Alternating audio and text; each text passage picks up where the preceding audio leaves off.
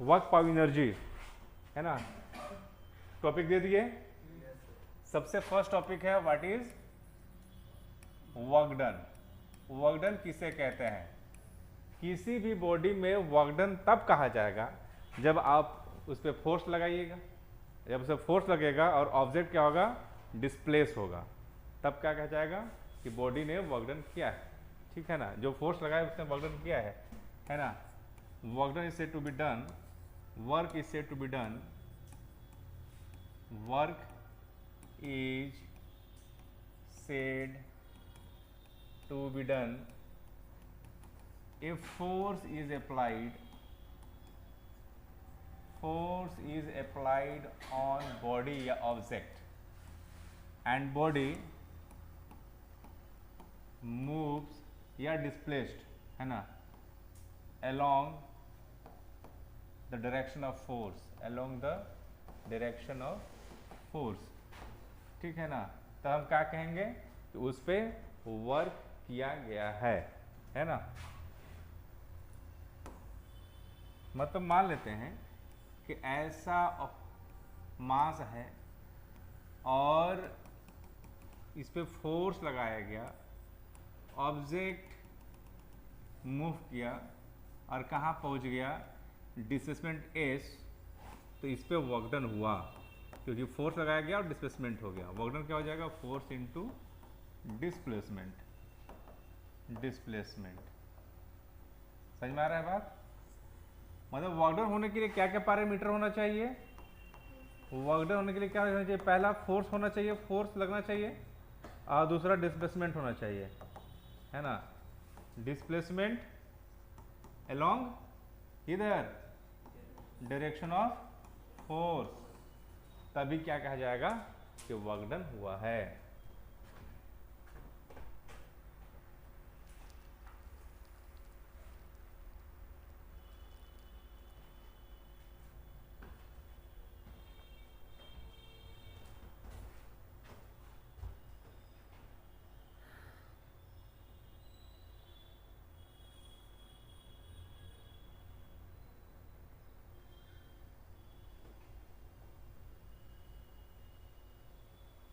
General case में इसका जो एक प्रॉपर फॉर्मूला बनेगा, जनरल केस में इसका एक प्रॉपर फॉर्मूला बनेगा।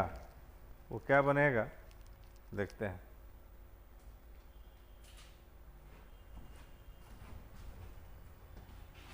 इसको हटा दें, हटा देना इसको, ठीक है। तो लिखेंगे जनरल केस, लिखिए जनरल केस। जनरल केस, मान लीजिए एक ऑब्जेक्ट है, ऐसे ऑब्जेक्ट है, मास m है इसमें, ठीक है ना। अब इस पे फोर्स लगाया जा रहा है, ऐसे फोर्स लगाया गया, कोई से खींच रहा है, तो थोड़े क्या ऑब्जेक्ट इधर मूव करेगा, जमीन से ऐसे मूव करेगा ना। और ऑब्जेक्ट मान लो कहाँ पर पहुँच गया, यहाँ से ऐसे ऐसे ऐसे ऐसे यहाँ पे पहुँच गया, यहाँ पे पहुँच गया। अब वो डिस्प्लेसमेंट मान लेते हैं ए से, और जो फोर्स लगाया जा रहा है मान लेते हैं ये एंगल थीटा, हॉरिजॉन्टल एंगल कितना है, थीटा है, ठीक है ना। फोर्स के यहाँ पे दो कंपोनेंट है कि नहीं। फोर्स का पहला कंपोनेंट है, इधर है कितना, एफ कोस थीटा, एफ पे इधर कंपोनेंट है एफ साइन थीटा। दोनों फोर्स के बारे में बताइए। एफ कोस थीटा की वजह से ये यहाँ से यहाँ पर डिस्प्लेसमेंट हुआ है, एलोंग डायरेक्शन ऑफ डिस्प्लेसमेंट। दूसरा एक इसका जो कंपोनेंट एफ साइन थीटा है, ये इसको ऊपर लिफ्ट करने की कोशिश कर रहा है, जो कि लिफ्ट हो नहीं रहा है, यानी इस फोर्स की वजह से ये आगे नहीं बढ़ा है। तो वर्क डन जो है, वर्क डन जो होगा, हम लोग जानते हैं क्या लेते हैं, फोर्स लेते हैं, है ना। एलोंग फोर्स एलोंग डिस्प्लेसमेंट लिख लीजिए, या फिर लिख लीजिए डिस्प्लेसमेंट, किधर डिस्प्लेसमेंट होना चाहिए, एलोंग फोर्स। तो फोर्स कितना है, एफ कोस थीटा, क्योंकि डिस्प्लेसमेंट के एलोंग देखना है, और डिस्प्लेसमेंट कितना है, एस।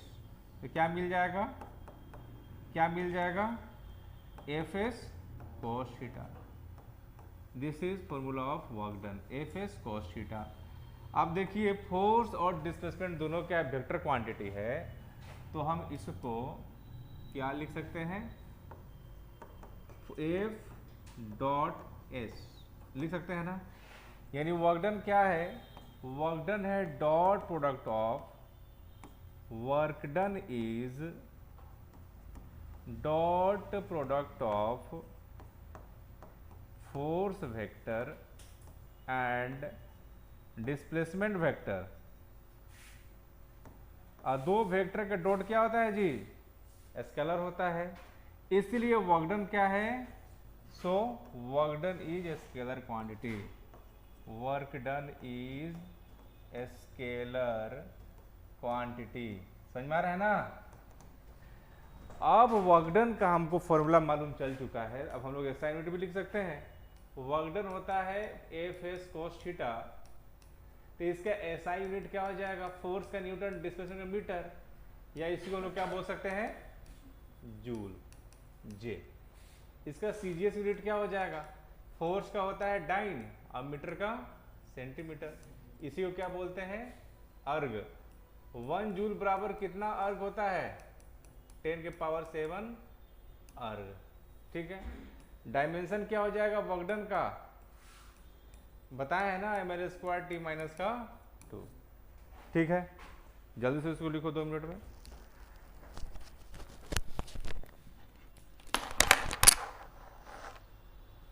फोन मालूम चल चुका है, अब हम लोग लिखेंगे इसका केस।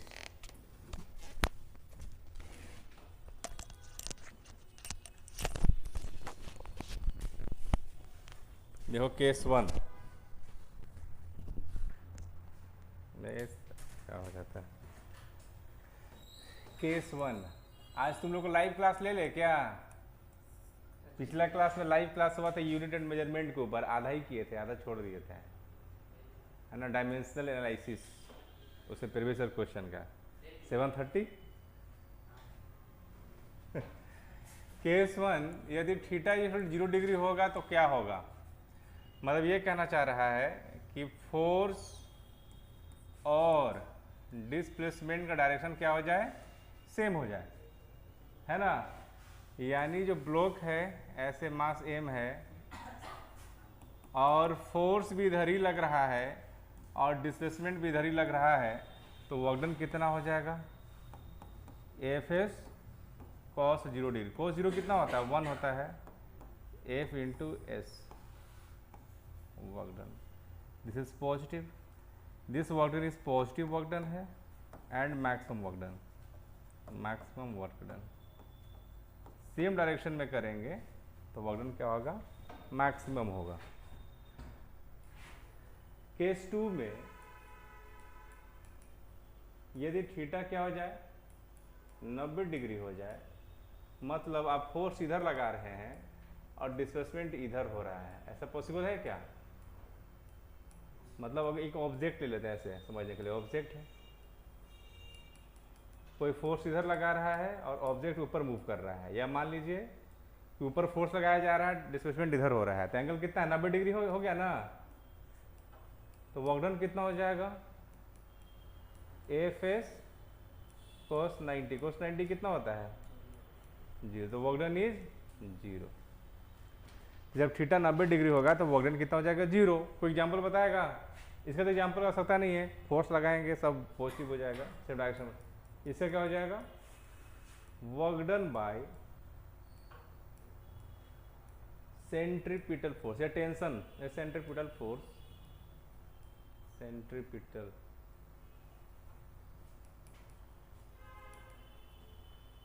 फोर्स, एग्जाम्पल में टेंशन है ना,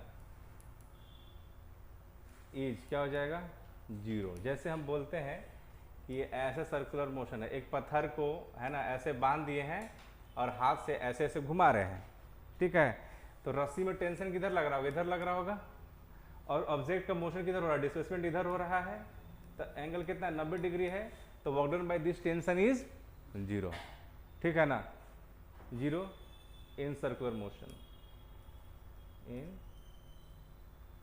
सर्कुलर मोशन। तीसरा केस लेते हैं,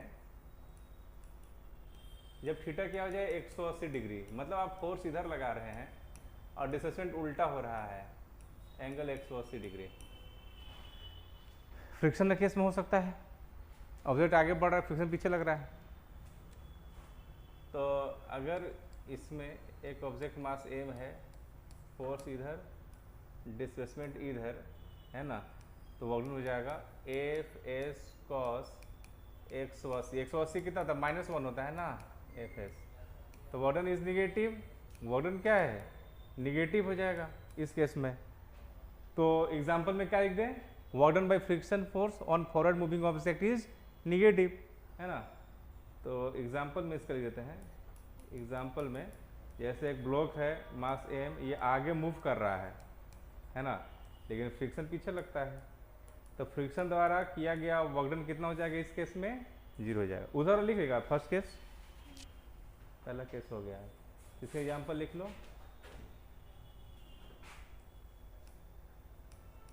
work done by friction force on forward moving object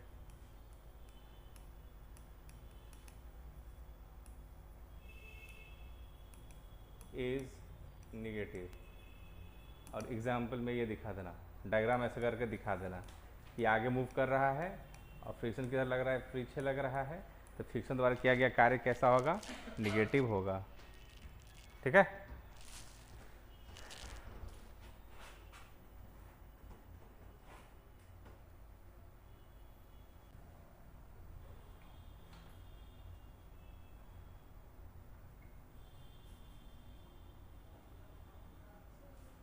हो गया।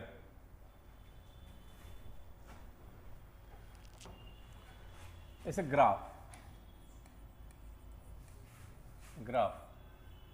तो जैसे मान लेते हैं ऐसे फोर्स और डिस्प्लेसमेंट का ग्राफ है, ठीक है, तो इसमें डायरेक्ट इसका एरिया क्या देगा, x1 से मान लें x2 है, इसका जो एरिया क्या देगा,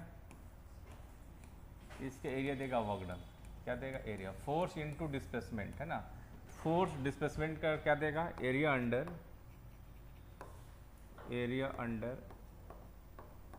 फोर्स डिस्प्लेसमेंट कर्व गिव्स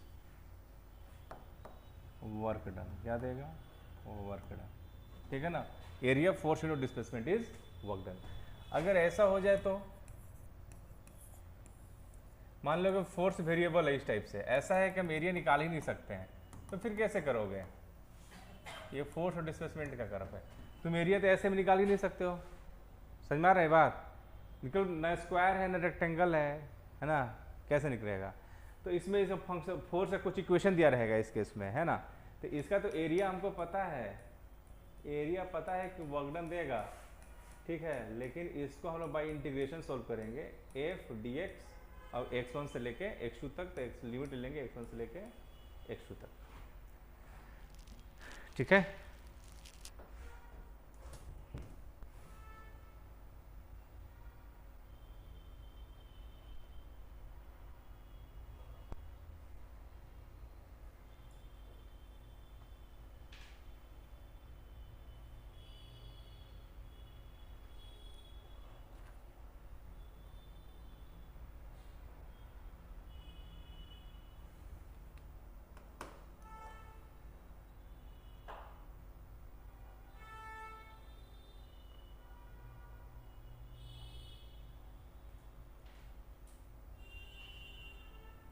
कैसे इसको ऐसे लिख दिए, ऐसा होता है ना कि यदि डिस्प्लेसमेंट स्मॉल हो, एफ इंटू स्मॉल डिस्प्लेसमेंट हो तो वर्कडन भी स्मॉल होता है ना।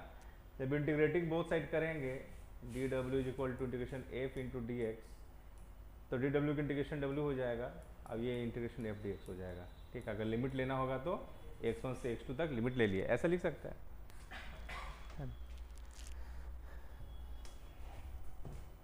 x1 x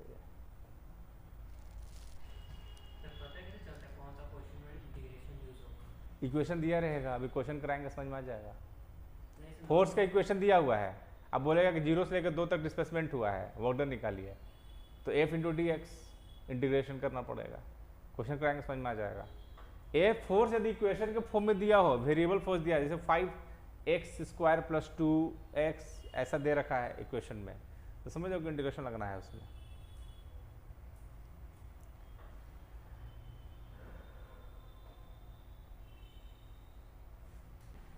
तो हम लोग जो है वर्क डन निकालने 4 तरीका सीखे हैं। वर्क डन निकालने का 4 तरीका कौन कौन सा है भाई? पहला है कि वर्क डन इक्वल टू होता है Fs cos थीटा। दूसरा तरीका है वर्क डन होता है F डॉट डिस्प्लेसमेंट। तीसरा होता है एरिया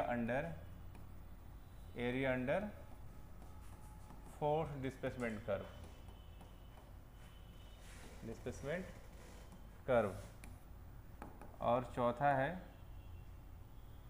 क्या है? चौथा work done equal to integration form F into D X x1 से लेके x2 तक। ठीक है, ये 4 तरीका से हम लोग बात कर चुके हैं अभी। अब इसके ऊपर क्वेश्चन करते हैं, 4-5 क्वेश्चन कर लेंगे तो कॉन्सेप्ट क्लियर हो जाएगा।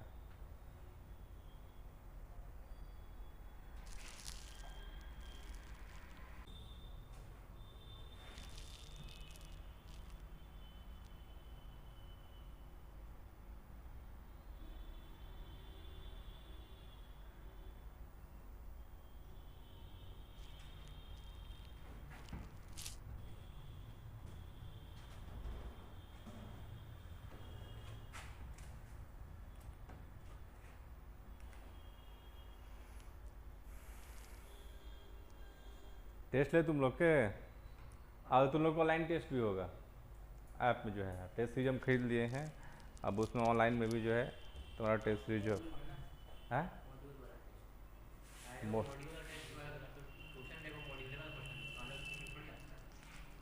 लिख लिए। न्यूटन क्लासेस का ऐप नहीं है जी, सर्च मारो प्ले स्टोर में, कनाद न्यूटन क्लासेस लिखो, सिर्फ न्यूटन क्लासेस नहीं, कनाद सर्च मारो मिल जाएगा। कनाल न्यूटन क्लासेस, नहीं तो बाद में उसको फिर कॉन्सेप्ट पर स्मिथ सर करके ऐप बनवा, नेम चेंज करा देंगे, नहीं तो अभी छोड़ देते हैं इसी पे। चलो ठीक है, क्वेश्चन लिख लिए ना। क्वेश्चन क्या कर रहा है? एक पर्सन है जो एक बकेट को पकड़ा हुआ है, अप्लाइंग फोर्स कितना 10 न्यूटन, 10 न्यूटन फोर्स लगाया हुआ है पकड़ने के लिए। या तो ऐसे पकड़ेगा चाहे माथा पकड़े, जैसे पकड़ेगा, कैसे भी पकड़े, फोर्स को पकड़ने के लिए ऊपर लगाना पड़ेगा। मान के चलो माथा पर रखा हुआ है, एक आदमी है, ऊपर हाथ लगाया है, यहाँ बकेट ऐसे रखा हुआ है, बकेट के मास दे रखा है। अच्छा, इसको दे दिया कितना फोर्स लगा रहा है ऊपर? 10 न्यूटन। पहले ये हॉरिजॉन्टल मूव किया 5 मीटर, उसके बाद फिर वर्टिकल मूव किया 10 मीटर। तो 2 प्रकार का वर्क डन हो रहा है, एक वर्क डन यहाँ, दूसरा वर्क डन कितना है 2। तो यहाँ तो वर्क डन 0 हो जाएगा। क्यों 0? क्योंकि W1 के केस में फोर्स ऊपर लग रहा है और डिस्प्लेसमेंट इधर हो रहा है, तो 90 डिग्री हो गया ना, तो W1 कितना हो जाएगा 0। दूसरा केस में W2 में फोर्स ऊपर लग रहा है और डिस्प्लेसमेंट ऊपर ही हो रहा है, तो वर्क डन कितना हो जाएगा Fs cos 0 डिग्री। तो फोर्स है 10, डिस्प्लेसमेंट है 10, कितना हो जाएगा 100 न्यूटन, 100 जूल।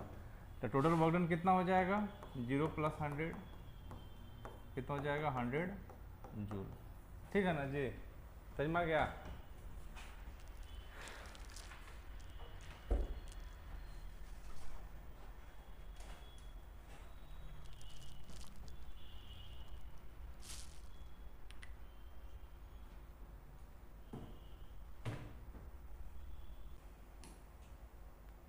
है ना? क्या पूछ रहा है?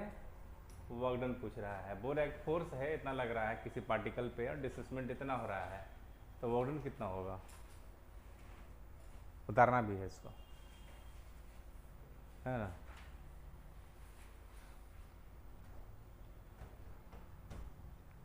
तुम लोग एक बार ना रैंडम टेस्ट लेंगे, अपने से क्वेश्चन देंगे इजी, आप कॉपी चेक करेंगे सबके बैठ के सबके सामने। अभी तक हमको पता नहीं चला है कि सबका नॉलेज कैसा है। क्योंकि टेस्ट में तो नंबर लेके आ जाता है, पता नहीं चलता है चोरी किया है कि कैसे किया है, टिक मारला में पता नहीं चलता है। सब्जेक्टिव टेस्ट लेंगे तब समझ में आएगा सबके औकात कि पढ़ लिख रहे क्या कर रहा है।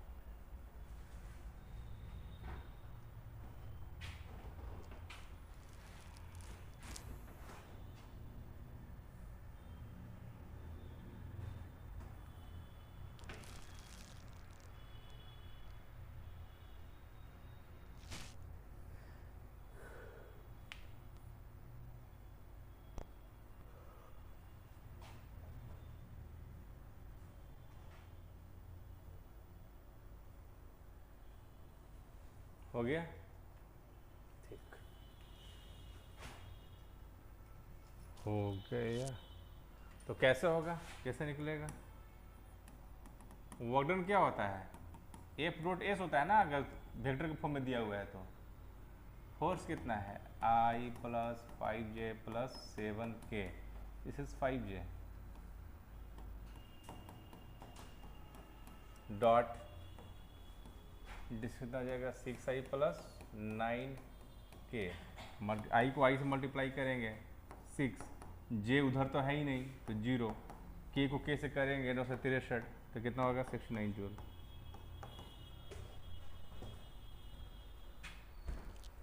डॉट में क्या करते हैं, आई को आई से करते हैं मल्टीप्लाई, जे को जे से करते हैं, के को के से। इधर तो जे है ही नहीं ना, तो जे इधर 0 मान के चलो, जे है तो 0 हो गया वो।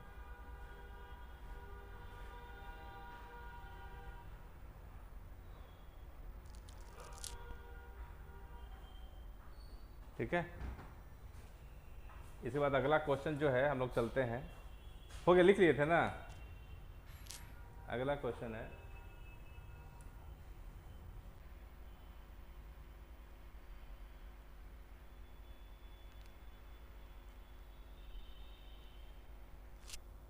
इंटीग्रेशन आता है ना?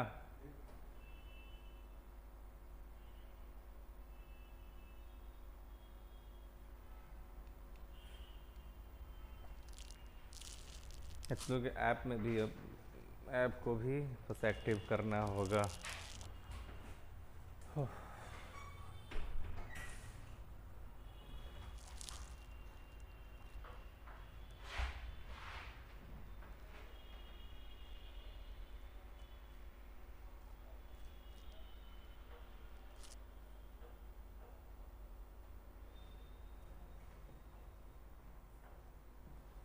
कैसे हो जाएगा ये वाला क्वेश्चन?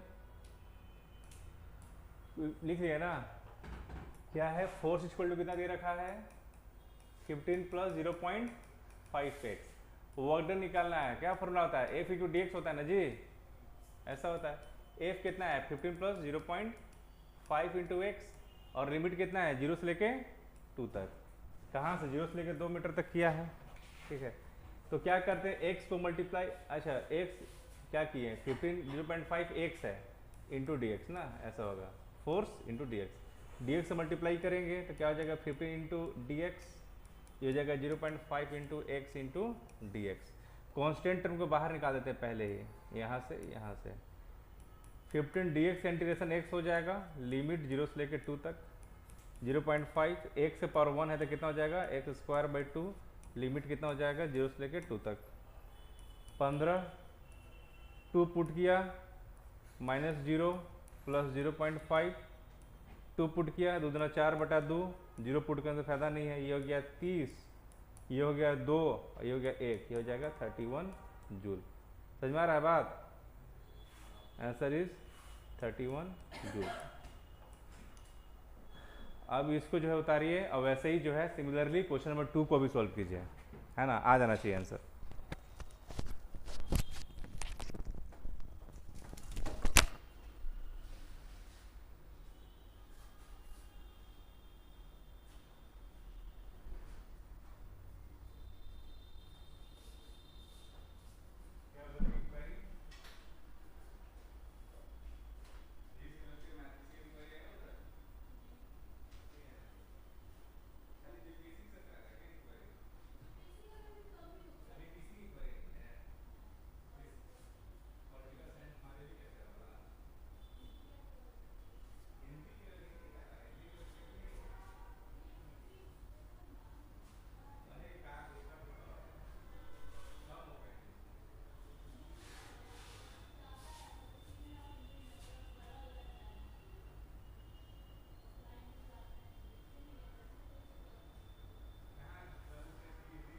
पास जो है,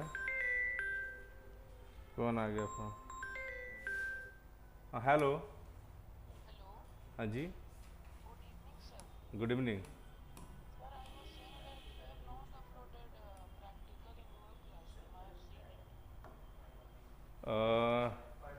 कौन सा क्लास? ए बाबा, क्या हो गया? कोई बैठा हुआ है क्या?